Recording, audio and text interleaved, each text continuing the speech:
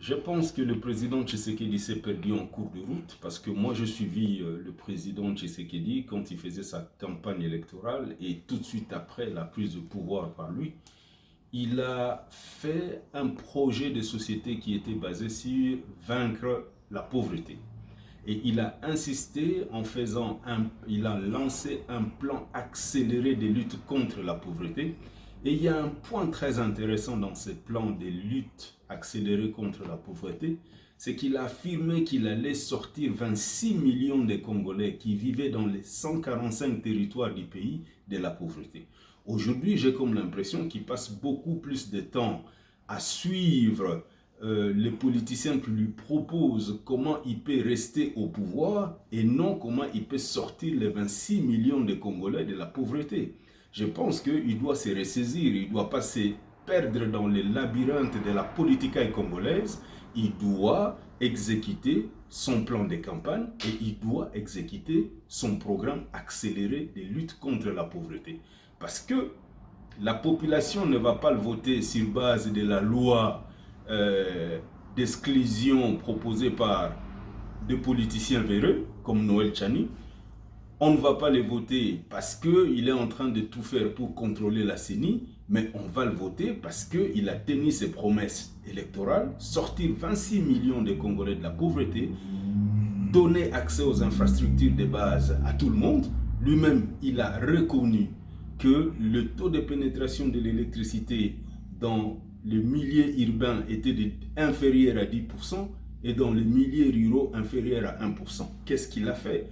Moi, je pense que le président doit se ressaisir et ne pas se perdre dans le labyrinthe de la politique congolaise.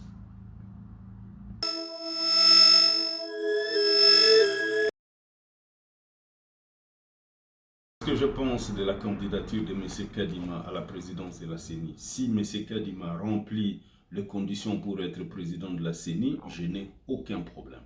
Parce que je suis de ceux qui pensent qu'il faut continuer avec la modernité qui a été initiée par Joseph Kabila en acceptant de rendre le pouvoir de façon pacifique.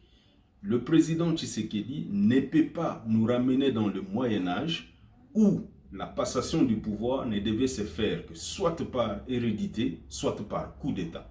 Donc, il faut, quelle que soit la personne qui sera le président de la Commission électorale nationale indépendante, nous devons poursuivre les chemins de la modernité que nous avons connus lors des élections de 2018, c'est-à-dire la passation pacifique du pouvoir et améliorer l'organisation des élections sans vouloir aller à la fraude comme nous avons connu en 2018. Je comprends, la première version de la passation pacifique du pouvoir n'était pas parfaite, mais il appartient au président Tshisekedi et à tous les politiciens qui veulent continuer avec la modernité de pouvoir faire des choses de façon rationnelle et en garantissant bien sûr les libertés de chaque citoyen.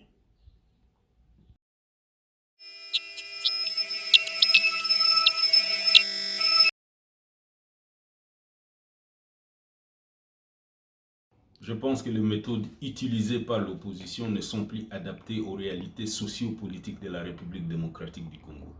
Je pense qu'il faut moderniser l'opposition pour que demain nous puissions moderniser la façon de gouverner.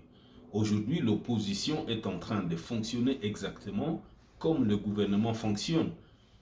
Il y a 40 ans, depuis 1981, l'UDPS, qui est la première force de l'opposition, avait adopté une posture de l'opposition moyenâgeuse et nous voyons que le gouvernement qu'ils sont en train de diriger aujourd'hui reste un gouvernement moyenâgeux. Qu'est-ce que j'appelle un gouvernement ou une opposition moyenâgeuse? En fait, au Moyen-Âge, il y avait ce qu'on appelait les hommes providentiels établis par Dieu pour servir les intérêts de Dieu et qui confisquaient la liberté générale de tous les peuples et qui gouvernaient avec beaucoup d'irrationalité parce qu'en fait, ils s'inspiraient sur la théocratie au lieu de s'inspirer sur la démocratie. Aujourd'hui, quand nous disons qu'il faut moderniser l'opposition, il faut moderniser la façon de gouverner, ça veut dire nous devons gouverner avec rationalité et assurer la liberté pour tous. Sans la rationalité dans la gestion et la liberté garantie à tout le monde, il ne peut pas y avoir développement.